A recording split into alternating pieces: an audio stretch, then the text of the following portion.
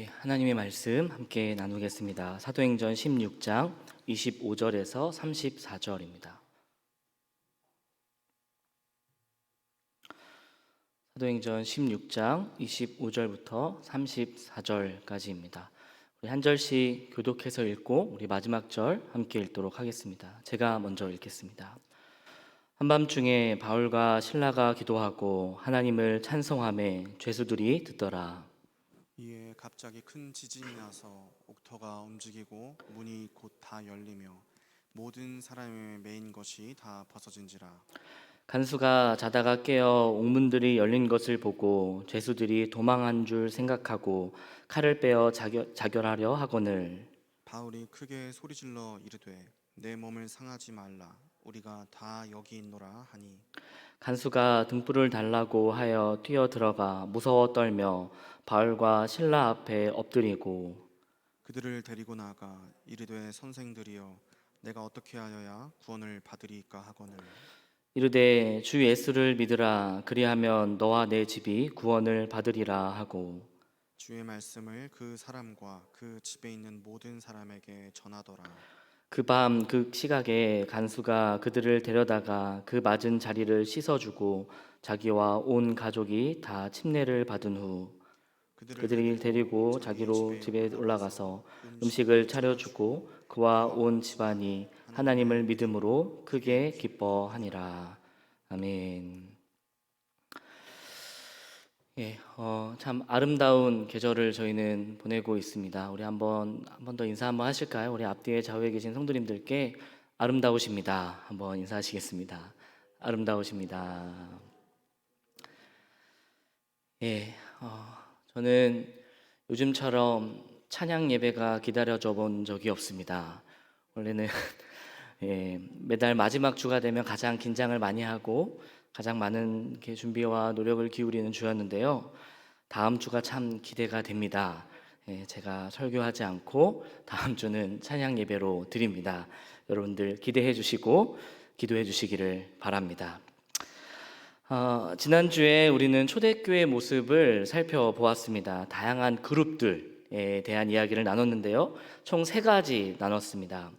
오늘날에 협동조합과 같은 콜레기아가 있었다 했고요. 그 다음에 가정집의 형태를 가지고 모임을 가진 교회들도 있었을 것이다 나눴습니다. 그리고 철학학파들도 나눴습니다. 그래서 어떠한 교회는 이 콜레기아의 모습에서 많이 본따와서 모임을 했을 것이고 또 어떠한 교회는 가정집의 모습을 가지고 모임을 했을 것이다 했습니다. 그리고 철학학파와도 비슷한 점이 많다 이야기 나눴습니다. 우리는 저마다 이것이 교회다 또는 이것이 신약교회다 또는 이것이 초대교회 모습이다 라고 하는데 그 어떠한 모습도 교회의 원형이라 부르기 어렵다라는 것도 이야기 나눴죠. 바울의 관심은 교회가 하나님의 말씀의 가치를 잘 담아내고 있었는가 또 그렇지 않았는가에 있었습니다. 그래서 잘 담아내는 교회들을 향해서는 아낌없는 칭찬과 격려를 보냈고요. 그렇지 않은 교회 모습들에게는 강력한 질타를 보내기도 했습니다. 오늘날에도 우리는 분명하게 교회에 대한 유일한 기준 한 가지가 있다면 말씀을 우리 교회가 잘 담아내고 있는가 그것을 잘 실현하고 있는가라는 기준일 것입니다. 그래서 교회는 말씀의 가치를 잘 담아내고 행함으로 믿음을 고백하는 공동체인 줄로 믿습니다. 저와 여러분이 그러한 교회가 되기를 소망합니다. 오늘 함께 읽은 본문에는 우리에게 매우 익숙한 말씀이 등장합니다. 31절 말씀인데요. 같이 한번 읽어보았으면 좋겠습니다. 시작. 이르되 주 예수를 믿으라 그리하면 너와 내 집이 구원을 받으리라 하고. 여러분 이 말씀을 어떻게 이해하고 계십니까? 사실은요 가만히 생각해 보면 쉽게 이해가 되거나 와닿는 말씀은 아닙니다. 구원에 관한 이야기가 나오는데 우리가 알고 있는 구원의 내용과 조금 달라 보입니다. 우리는 어떻게 구원을 이해하고 있습니까? 구원은 개인의 구원으로 우리는 믿고 있습니다. 그러니까 아버지가 믿는다고 해서 그 아버지의 구원이 자동적으로 자녀들에게 흘러가는 것은 아니다라는 것에는 우리는 동의를 합니다. 개별적으로 다 하나님을 나의 주요, 예수님을 나의 주요, 그리스도라고 우리는 고백을 해야 합니다. 그런데 이 말씀에 보니까 간수가 예수를 믿으면 그 집이 구원을 받게 될 것이다 라고 말합니다. 우리가 알고 있는 구원에 대한 내용과 조금 다른 내용으로 보입니다. 여러분은 어떻게 이 말씀을 이해하고 계셨습니까? 저는 이러한 설명도 좀 들어봤습니다. 여기서 말하는 구원은 영혼 구원이라기보다 어떠한 상황에서 건짐을 받는 구원의 내용이다. 그 상황을 건져낼 분은 오직 예수 그리스도 한 분뿐이다 라는 해석입니다. 그런데 그 뒤에 이어 나오는 말씀을 바울이 전한 내용들, 그리고 그 말씀을 듣고 회심하고 침례를 받은 사건으로 볼 때 분명 여기서의 구원은 영혼의 구원임에 틀림이 없어 보입니다. 아마도 많은 분들의 해석은 이러한 내용이지 않을까 싶습니다. 예수를 잘 믿으면 그 영향으로, 그 삶의 본으로 가족들이 예수님을 주로 고백하게 될 것이다 라는 해석입니다. 어느 정도 이해도 되고 동의가 되는 내용입니다. 그럼에도 뭔가 찝찝함이 있습니다. 왜냐하면 가만히 내 삶과 그리고 주변에 있는 사람들의 삶을 돌아보면 예수님을 정말 잘 믿는 것 같은데 여전히 변함없이 그 가정에 구원을 놓고 기도하고 있는 지체들도 분명히 있기 때문입니다. 그러면 그 사람의 믿음이 잘못된 건가? 그 사람이 사실은 예수님을 안 믿는 건가? 라는 의심이 들 때도 찾아옵니다. 도대체 우리는 이 말씀을 어떻게 이해해야 할까요? 오늘 그 이야기를 좀 나눠보고 싶습니다. 1세기 당시의 사회적인 정황을 살펴보며 바울이 지금 이러하게 이야기를 한 이유, 그리고 그 마음의 중심을 함께 살펴보고자 합니다. 당시의 사회를 이해하기 위해서는 우리는 이 사도행전 16장 전체적인 내용을 좀 살펴볼 필요가 있습니다. 오늘 그 내용을 살펴보며 함께 은혜를 나누기를 소망합니다.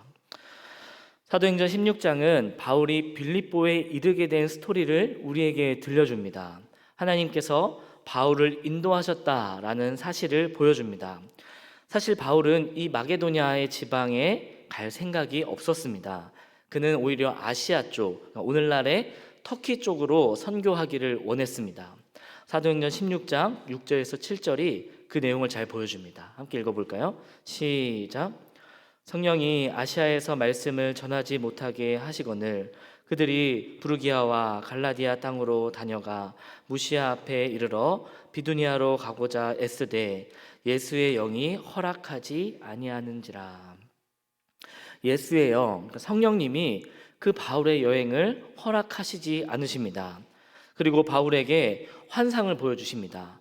마게도냐 지역으로 건너와서 도우라라는 환상을 보여주십니다. 이 환상을 보고 바울이 하나님의 뜻이 그 마게도냐에 있다라는 것을 인정한다라는 말씀이 나오죠.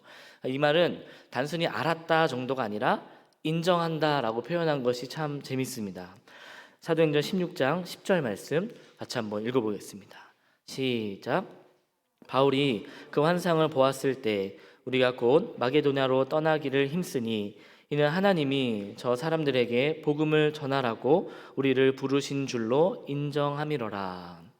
여기서 인정하다라는 단어는 보통 긴 논쟁 끝에 설득을 당했다라고 할 때 쓰였던 단어라고 합니다. 그러니까 다시 말해서 바울이 완강하게 가지고 있었던 자신의 뜻을 꺾고 하나님의 뜻에 반응했다라는 내용입니다.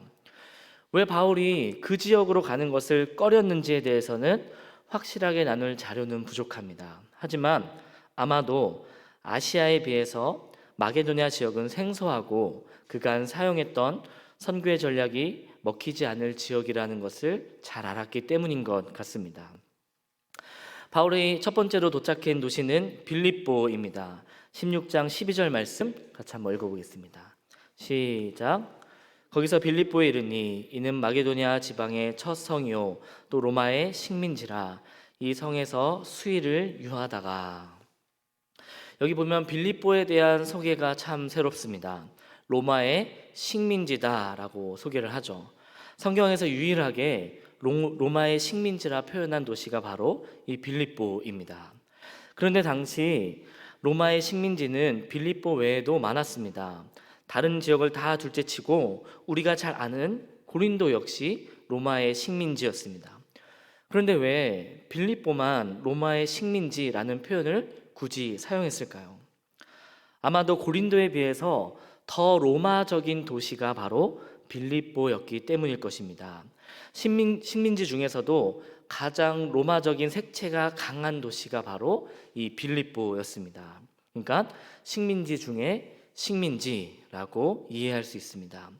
지금 이러한 지역에서 바울이 복음을 선포해야 합니다. 바울에게 익숙하지 않은 상황임에 틀림이 없습니다. 이 식민지 중에 식민지는 바울이 그동안 다녔던 지역과 분명하게 다른 지점이 있습니다.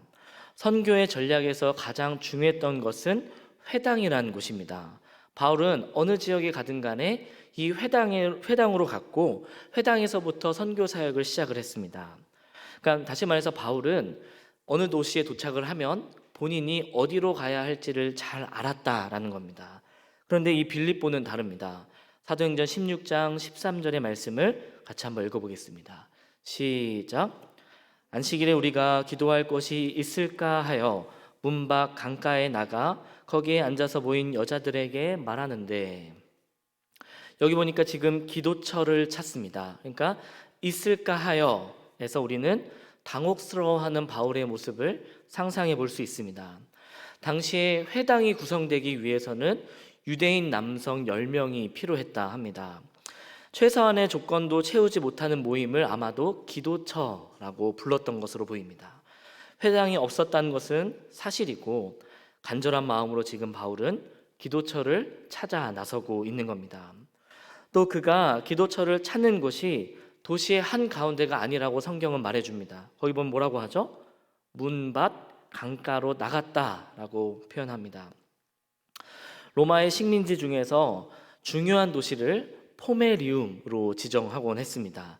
이 포메리움은요, 경계 또는 한계라는 뜻을 지닌 단어입니다. 이 포메리움으로 지정된 도시는 신성한 곳으로 여겼습니다. 그래서 국가가 공인한 종교들만 그 포메리움 안으로 들어갈 수 있었습니다.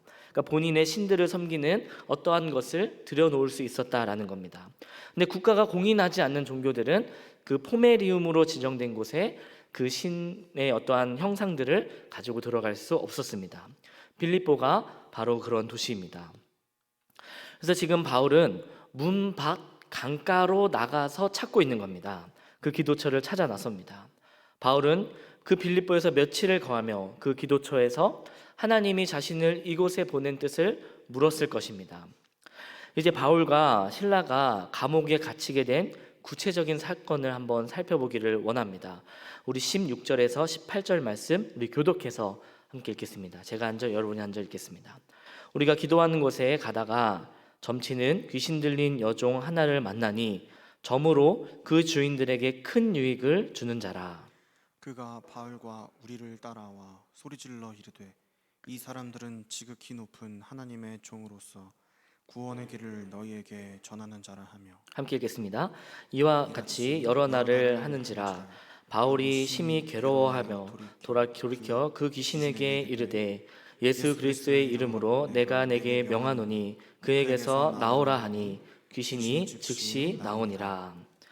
자, 귀신 들린 여자를 바울이 만납니다. 그 여자의 신분이 나와 있는데요, 종입니다. 그러니까 노예라는 말입니다. 바울은 보통 이러한 상황에 만나면 지체하지 않고 말씀으로 담대히 선포했던 사람입니다. 13장 9절에서 10절 말씀을 같이 한번 읽어보겠습니다. 시작. 바울이라고 하는 사울이 성령이 충만하여 그를 주목하고 이르되 모든 거짓과 악행이 가득한 자요 마귀의 자식이요 모든 의의 원수여 주의 바른 길을 굽게 하기를 그치지 아니하겠느냐. 그런데 바울이 빌립보에서는 조금 다른 행보를 보여줍니다. 18절에 보니까 이미 여러 날이 지났다 그럽니다. 귀신 들린 여종을 만난 지가 이미 여러 날이 지난 겁니다. 그런데도 바울은 반응하지 않았다라는 거죠. 그리고 심지어 성경은 바울이 그 상황을 놓고 뭐라고 고백하냐? 심히 괴로웠다라고 말합니다. 깊은 고뇌와 갈등 뒤에 비로소 바울은 예수 그리스도의 이름으로 그 귀신을 내쫓습니다. 바울이 왜 이렇게 했을까요? 뒤에 이어 나오는 빌립보 도시가 발칵 뒤집힌 사건에서 우리는 힌트를 얻을 수 있습니다. 16장 19에서 24절인데요. 이 부분도 교독해서 한번 읽어보겠습니다. 제가 먼저 읽겠습니다.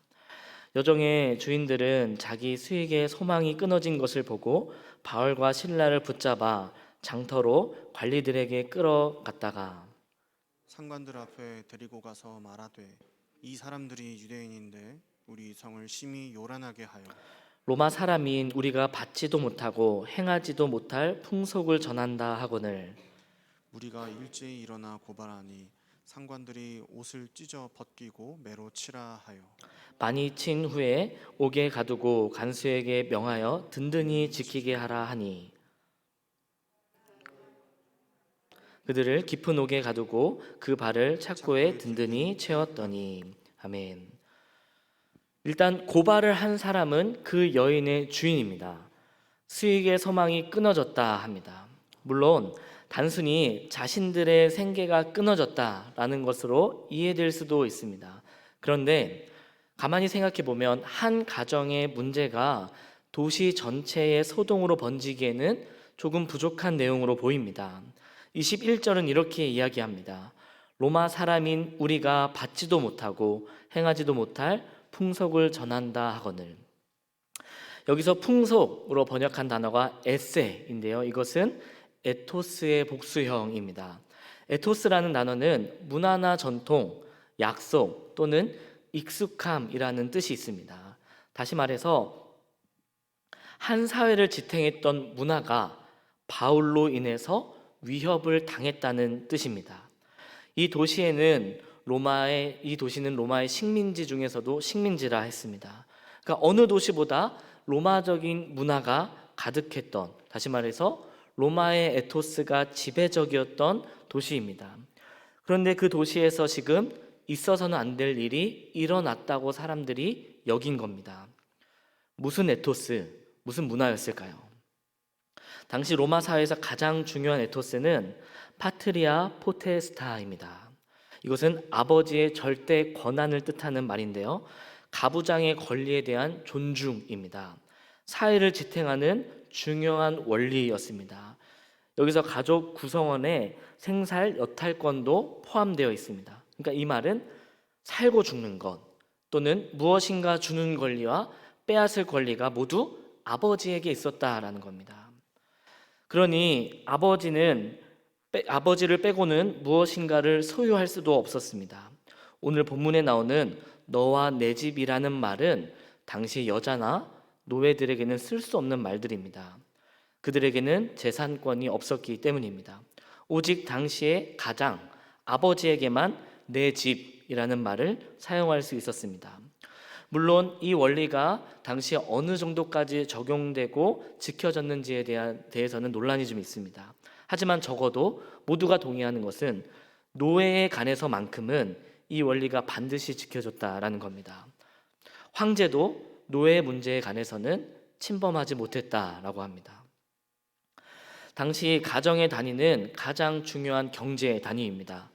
오이코스라는 말의 어원이 이코노미라는 뜻에서 우리는 그 의미를 확인할 수 있습니다.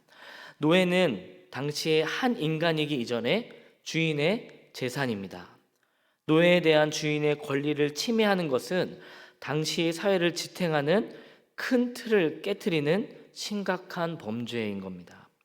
오늘날 노예라는 말이 어색한 우리 시대에서 그 바울의 행동은 칭찬받아 마땅한 일로 보입니다. 하지만 당시 그 로마 사회에서는 중대 범죄였습니다. 그렇기 때문에 이 주인의 고발이 도시 사람들을 흥분하게 했고 별 다른 절차 없이 바로 매질을 하고 감옥에 가둘 수 있었던 이유가 됩니다. 모두가 그것을 마땅히 여겼다라는 겁니다. 당시 로마 감옥에는 세 가지 유형이 있었다고 합니다. 죄의 중대함에 따라서 등급을 나누는 겁니다. 지하에 가두는 것, 말씀에도 나오는 깊은 옥에 가두는 것을 플리아놈이라고 했다고 합니다. 바울은 중대 범죄자로 그러한 감옥에 지금 갇혔습니다. 매질도 당했고 손발도 묶였습니다. 우리에게는 이게 그 정도로 심각한 죄였나라고 생각할 수 있지만 당시 그들의 에토스에서는 용납할 수 없는 일이었기 때문에 사람들이 이러한 일을 행했습니다. 그리고 심지어 바울 자신도 아마도 자신의 행동이 로마의 정통 사회에서 얼마나 큰 파장을 일으키게 될지를 잘 알고 있었던 것으로 보입니다. 이러한 바울의 인식이 로마서에서도 잘 나타나 있습니다. 로마서 14장 4절 말씀입니다. 우리 함께 읽어보겠습니다. 시작. 남의 하인을 비판하는 너는 누구냐? 그가 서 있는 것이나 넘어지는 것이 자기 주인에게 있음에 그가 세움을 받으리니 이는 그를 세우는 권능이 주께 있음이라. 그가 서 있는 것이나 넘어지는 것이 자기 주인에게 있다라는 말 역시 생살여탈권, 그 당시의 세계에 통용되었던 문화를 잘 알고 있었던 바울의 고백입니다. 결정적으로 우리가 잘 아는 빌레몬서가 그 증거죠. 바울은 오네시모의 문제에 있어서만큼은 매우 중요하게 그리고 조심스럽게 접근합니다. 빌레몬에게 아버지 사도의 권한이 있음에도 그 노예 문제만큼은 굉장한 눈치를 보는 것으로 보입니다.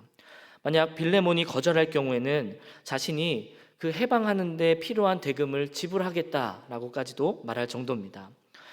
저자인 박영호 목사님은 이 부분을 이렇게 설명했습니다. 빌레몬서는 신성 불가침에 가까운 로마 사회의 가부장의 권력을 보여주는 동시에 그리스도 안에서 형제된 자를 노예로 두는 것은 마땅하지 않다는 바울의 인식을 보여주는 소중한 자료다. 바울이 빌립보에서 몇 날을 고민하고 괴로워한 뒤에 예수 그리스도의 이름으로 그 여인을 해방시켰다는 내용이 어느 정도 이해가 되기는 합니다. 이제 오늘 본문인 감옥 안에서의 일으로 들어가 보겠습니다. 바울과 실라가 기도와 찬송으로 그곳에서의 시간을 보냅니다. 그날 밤에 큰 지진이 일어나고 옥문이 열리며 메인 것이 다 풀어졌다 합니다. 우리는 이 본문을 읽으며 하나님의 역사임을 짐작할 수 있습니다. 아니, 더 정확히는 하나님이 자연현상을 일으키셔서 바울과 실라를 풀어주었다라고 우리는 생각합니다. 하지만 당시 1세기의 지진은 그러한 단순한 의미로 이해되지 않았습니다. 자연재해 자체는 신의 분노로 사람들이 여겼습니다. 더군다나 그 자연재해 중에서도 지진은 강력했던 신의 분노로 사람들이 이해했습니다. 간수는 지금 그 신의 분노 한가운데 서 있습니다. 간수가 보고 있던 사람들은 또 누구였습니까? 그 바울과 실라는 좀 전에 예수 그리스도의 이름으로 귀신을 내쫓은 그리스도를 섬기는 사람들입니다. 이 사실을 아는 간수는 간절히 바울에게 이렇게 말하는 겁니다. 어떻게 하여야 구원을 얻을 수 있습니까? 그 대답으로 바울은 주 예수를 믿으라. 그리하면 너와 내 집이 구원을 얻으리라 라고 말한 것입니다. 이러한 사회적인 상황 속에서 오늘의 이 말씀이 여러분 어떻게 이해가 되십니까? 오늘날 우리는 개인의 종교의 자유가 있는 시대를 살아갑니다. 우리의 귀에는 개인의 종교의 자유는 익숙한 말입니다. 그렇지만 이 종교의 자유가 허락된 것은 오랜 역사가 아닙니다. 오늘 본문의 배경은 가장의 권위가 가장 컸던 사회 속에서의 이야기입니다. 똑같은 말을 좀 전에 있었던 예수님의 이름으로 해방된 귀신 들린 여종에게 했다고 여러분 한번 생각해 보시길 바랍니다. 그 여종에게 너와 내 집이 구원을 받게 될 것이다 라는 말이죠. 아마도 그 여종은 갸우뚱하며 도대체 그게 무슨 말인가 라는 생각을 했을 것입니다. 실제로 당시에 가장이 아닌 성도들의 삶, 특별히 가족 중에 자신이 유일하게 예수님을 믿는 사람들은요, 그 믿음을 지키기가 상당히 어려웠다라고 합니다. 자신의 주인을 퀴리오스라고 부르던 시대입니다. 근데 주인을 주님이라 부르던 그 시대에서 예수 그리스도가 키리오스다라고 부르는 삶은 사실은 쉽게 상상하기 어려운 말입니다. 오늘 본문뿐만 아니라 신약 성경에서는 가정 단위의 회심 사건을 우리에게 보여주었습니다. 대표적으로 고넬료 집안의 사건입니다. 베드로가 설교라 왔을 때 그 고넬료의 온 집안 사람들이 모였습니다. 궁금했다기보다도 어쩌면 그게 마땅히 당연한 결과였습니다. 그렇게 했어야만 했을 겁니다. 그 사람이 베드로의 설교를 듣고 집안 사람 전체가 다 침례를 받습니다. 이러한 당시의 상황의 사회적 정황을 볼 때 주 예수를 믿으라 그리하면 너와 내 집이 구원을 얻으리라는 말씀은 그 당시 빌립보의 구체적인 상황과 또 구체적인 대상에게 선포된 말씀으로 우리는 이해해야 할 것입니다. 생살 열탈권이 그것을 가진 가장에게 선포한 말씀입니다. 기존의 가정의 체계와 문화를 잘 이해하고 또 존중하며 선포한 말씀입니다. 1세기에서 집의 가장이 예수 그리스도를 따른다는 것은 온 집안이 예수를 따르게 되었을 것으로 우리는 생각할 수 있습니다. 더 구체적으로는 온 가족이 예수 그리스도를 따르기 좋은 토양이 되었을 것으로 우리는 이해할 수 있습니다. 그렇다면 우리는 이런 질문이 생깁니다. 그럼 오늘 이 본문의 말씀은 오늘날 살아가는 우리들에게 큰 의미가 없는 말씀인가? 아무런 의미가 없는 내용일까? 물론 그렇지 않습니다. 함께 나눈 1세기 사회적 정황은요, 내가 구원을 받으면 가족이 구원을 받는 것인가? 라는 질문에서 조금 벗어나게 해줍니다. 시선을 돌려서 이 강력하고 유명한 말씀으로 가려졌던 다른 내용들에게 우리의 시선을 둘 수 있게 해줍니다. 여러분, 우리가 성경 말씀 중에 유명한 말씀들을 생각해 보면 그렇습니다. 앞뒤에 있는 내용이 가려지기 참 쉽습니다. 그런데 이러한 내용을 우리가 이해한다면 다른 곳에 시선을 둘 수 있습니다. 저는 사도행전 16장에서 가장 중요한 말씀 한 구절 뽑으라면 31절보다는 21절 말씀을 뽑고 싶습니다. 한번 16장 21절 말씀 같이 한번 읽어보겠습니다. 시작. 로마 사람인 우리가 받지도 못하고 행하지도 못할 풍속을 전한다 하거늘. 사도행전 16장은요, 하나님 나라의 에토스가 세상의 에토스와 정면으로 부딪힌 내용입니다. 하나님께서 창조한 모든 인간은 존귀하고 존귀하다고 믿는 바울의 가치와 그 당시 노예는 단순한 재화로 인식되었던 세상의 가치가 부딪힌 사건입니다. 복음 앞에 모든 사람이 평등하며 죄의 권세에서 자유해야 한다라는 그의 믿음이 행함으로 드러난 사건이란 말입니다. 세상 속에서 하나님 나라의 가치를 단단히 붙잡고 살아갔던 바울의 삶을 생생하게 보여주는 장이 사도행전 16장입니다. 바울은 당당히 예수 그리스도의 이름으로 귀신을 내어쫓습니다. 사람들의 반응은 무엇입니까? 바울의 가치관이 로마 사람인 우리들은 받지도 못하고 행하지도 못할 풍속이라 말합니다. 그리고 바울과 실라를 고소하고 매질하며 옥에 가두었습니다. 핍박이죠. 오늘 우리는 바울에게 있었던 두 가지 시선을 기억해야 합니다. 하나는 사회 현실을 내다보고 있었던 시선이고, 하나는 그 너머 있었던 하나님의 나라를 상상했던 시선입니다. 그 사회를 잘 알았고 지혜롭게 대처하고자 했던 바울의 고민을 봐야 합니다. 고뇌를 보아야 합니다. 조심스럽게 접근하지만 복음을 타협하지는 않았습니다. 바울이 조심스러웠던 것도 사실 다른 이유가 아닙니다. 어떻게 하면 더 효과적으로 이 사회 속에서 내가 복음을 전할 수 있을까를 고민했던 모습이 아니었겠습니까? 그의 고뇌는 복음이 조금 더 잘 선포되기를 사모하는 고뇌였을 것입니다. 바울은 그러한 사회 현실을 내다보는 시선뿐만 아니라 그 넘어서 이곳에 하나님의 나라가 임할 것을 믿음으로 상상하며 바라보았습니다. 바울은 어떠한 것을 상상했습니까? 갈라디아서 3장 28절의 말씀을 상상했습니다. 함께 읽겠습니다. 시작. 너희는 유대인이나 헬라인이나 종이나 자유인이나 남자나 여자나 다 그리스도 예수 안에서 하나이니라. 아멘. 모든 이가 그리스도의 복음 앞에서 평등하다는 그의 믿음, 그 하나님의 나라가 그 귀신 들린 여종 앞에서 이루어질 것을 상상한 겁니다. 그의 순종으로 지금 그 하나님의 나라가 그 자리에 임했습니다. 그리스도 예수 안에서 모두가 하나 되어 아름다운 그 주님의 나라를 꿈꾸며 이렇게 그 여종에게 선포합니다. 예수 그리스도 이름으로 명하노니 그에게서 떠나가라. 지금 바울이 자신에게 그러한 능력이 있다는 것을 자랑하고 싶어서 그러한 선포를 했겠습니까? 또는 사람들로 하여금 그래, 너 노예를 참 인간으로 대해주는구나, 참 착하다, 참 바르다 라는 칭찬을 듣고 싶어서 그 일을 행했겠습니까? 아니요. 바울은 사실 뻔히 알았습니다. 자신이 이 말을 하면 어떠한 결과가 찾아올지.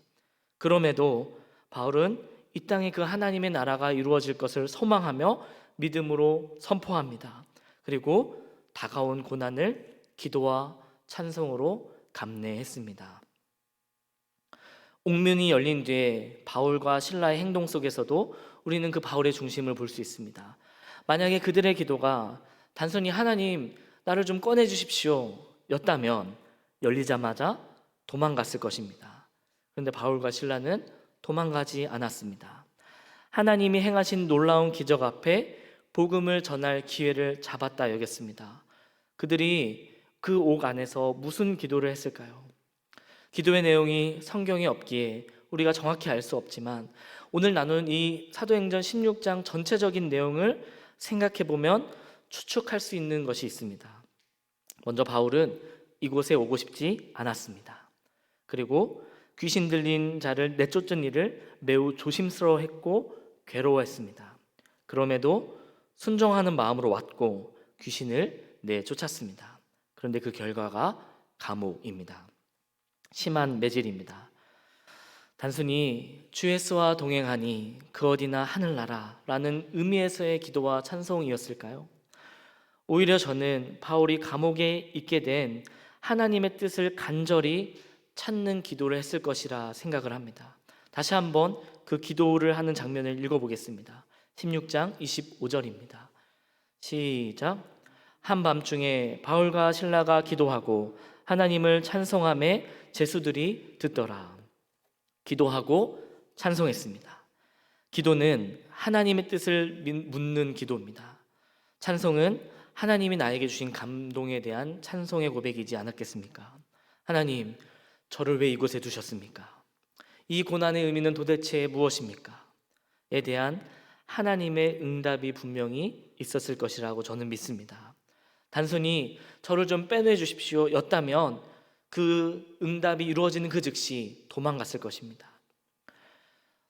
일어난 사건이 하나님의 역사임을 믿었고 분명히 지금 본인의 삶의 현장에 하나님이 뭔가 일하고 계시다는 것을 믿고 있었습니다. 그리고 지진을 신의 진노라 여기며 자결하려는 잔수에게 소리칩니다. 그러지 말라. 그리고 복음을 전할 기회를 얻게 됩니다.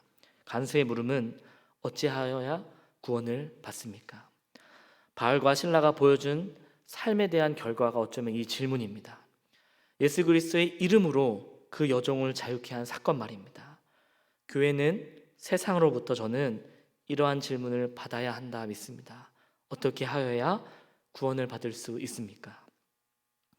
하나님 나의 가치관으로 세상에서 살아낸 그의 모습이 결국 복음의 통로가 되었습니다. 그 일로 인해 간수의 온 집안이 예수 그리스도를 믿고 침례를 받게 되었습니다. 빌립보 선교의 결정적인 순간이었을 것입니다. 감옥에 간 이유, 복음을 전하기 위함입니다. 순종의 결과가 열매로 나타난 일입니다. 사랑하는 성도 여러분, 예수천당, 불신지옥으로 그것을 외치는 것으로 복음이 전파되는 것이 아닙니다. 하나님 나라가 이 땅에 임할 때 복음이 전파되는 줄로 믿습니다. 그 일을 누가 합니까? 저와 여러분의 사명인 줄로 믿습니다. 하나님 나라가 임하도록 우리의 삶을 내어드리는 겁니다. 우리의 믿음의 상상력을 다하여서 하나님의 나라가 이곳에 임할 때 어떠한 일이 벌어질 것인가 그것을 놓고 기도하고 하나님 나에게 요구하신 것을 순종해내는 것입니다. 그러한 삶으로 저와 여러분이 부름받은 줄로 믿습니다. 오늘 바울이 그랬던 것처럼 교회가 말씀으로 세상을 흔들어야 합니다. 세상에게 도전해야 합니다. 하나님 나라의 에토스가 그 세상을 흔들 수 있어야 합니다. 믿음으로 이루어질 하나님의 나라를 상상하고 기도하며 순종하는 성도들의 삶으로 복음이 세워지고 전파되어질 줄로 믿습니다. 여러분의 삶을 향해서 무엇을 상상하시겠습니까? 여러분의 삶을 통해 이루어질 하나님의 나라가 분명히 있는 줄로 믿습니다. 주어진 삶에서 하나님의 나라가 이루어진다는 것을 상상해 보시기를 바랍니다. 내가 해야 할 일, 내가 순종해야 할 일이 무엇인지 우리 주님께서 기도 가운데 우리에게 가르쳐 주실 줄로 믿습니다. 제가 말씀을 준비하는데요, 언더두의 기도문이 떠올랐습니다. 평소에도 참 좋아하는 기도문인데 제가 한번 읽어드리겠습니다. 주여, 지금은 아무것도 보이지 않습니다. 주님, 메마르고 가난한 땅, 나무 한 그루 시원하게 자라 오르지 못하고 있는 땅에 저희들을 옮겨와 심으셨습니다. 그 넓은 태평양을 어떻게 건너왔는지 그 사실이 기적입니다. 주께서 붙잡아 뚝 떨어뜨려 놓으신 듯한 이곳, 지금은 아무것도 보이지 않습니다. 보이는 것은 고집스럽게 얼룩진 어둠뿐입니다. 어둠과 가난한 인습에 묶여있는 조선 사람들 뿐입니다. 그들은 왜 묶여있는지도 고통이라는 것도 모르고 있습니다. 고통인 줄 모르는 자에게 고통을 벗겨주겠다고 하면 의심하고 화부터 냅니다. 조선 남자들의 속셈이 보이지 않습니다. 이 나라 조정의 내심도 보이지 않습니다. 가마를 타고 다니는 여자들은 영영 볼 기회가 없으면 어쩌나 합니다. 조선의 마음이 보이지 않습니다. 그리고 저희가 해야 할 일이 보이질 않습니다.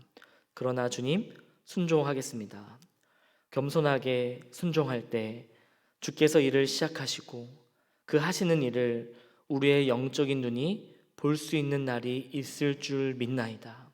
믿음은 바라는 것들의 실상이요 보지 못하는 것들의 증거니 라고 하신 말씀을 따라 조선의 믿음의 앞날을 볼 수 있게 될 것을 믿습니다. 지금 우리가 황무지 위에 맨손으로 서 있는 것 같사오나, 지금 우리가 서양 귀신 양기자라고 손가락질 받고 있사오나, 저들이 우리 영혼과 하나인 것을 깨닫고 하늘나라의 한 백성, 한 자녀임을 알고 눈물로 기뻐할 날이 있음을 믿나이다. 지금은 예배드릴 예배당도 없고 학교도 없고 그저 경계에 의심과 멸시와 첨대함만이 가득한 곳이지만 이곳이 머지않아 은총의 땅이 되리라는 것을 믿습니다. 주여, 오직 제 믿음을 붙잡아 주소서. 언더우드의 기도가 가만히 보니 오늘 본문의 바울과 실라의 기도 같습니다. 순종해서 왔으나 핍박뿐, 고난이 올 뿐. 그런데 그들은 거기서 멈추지 않고 믿음의 눈을 들었습니다. 하나님의 나라를 상상한 언더우드의 기도, 그 기도의 응답이 지금 저와 여러분입니다. 우리도 바울과 실라처럼, 언더우드처럼 기도하기를 원합니다. 여러분, 요즘 어떠한 삶을 살고 계십니까? 그 삶에 하나님의 나라가 임한다면 어떠한 변화가 이루어지겠습니까? 혹 우리의 선택이 고난이 따르고 핍박이 올 것처럼 보이십니까? 우리 하나님이 함께하여 주실 줄로 믿습니다. 요즘 세상은 교회를 보며 어떠한 질문들을 가지고 있을까요? 거리두기도 해제되고 앞으로 못했던 일들을 할 수 있을 것 같은 기대감이 이번 주에 제가 커졌습니다. 그래서 어떠한 일을 좀 계획하며 장소 대관으로 제가 어떠한 곳에 좀 문의 전화를 했습니다. 그래서 교회라는 것을 소개하고 통화를 하려고 하는데, 교회라는 것을 소개하자마자 이렇게 이야기를 했습니다. 교회는 안 됩니다. 죄송합니다. 라고 전화를 끊었습니다.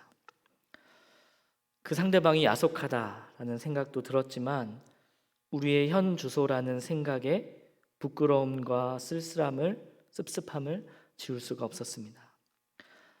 세상은 오늘 우리 교회에게 어떠한 질문을 할까요? 제가 했던 그 통화는 질문조차 할 이유가 없어 보이는 통화 같았습니다. 우리의 삶이 하나님의 아름다움을 보여줄 수 있는 삶이 되기를 원합니다. 우리의 공동체의 모습이 세상을 뒤흔들 수 있는 모습이 되기를 소망합니다. 오늘 본문의 바울과 실라처럼 말입니다. 분명히 그 사회에는 마땅한 이야기들이 존재했습니다. 그런데도 바울은 더 높은 하나님의 가치를 삶으로 살아냈습니다.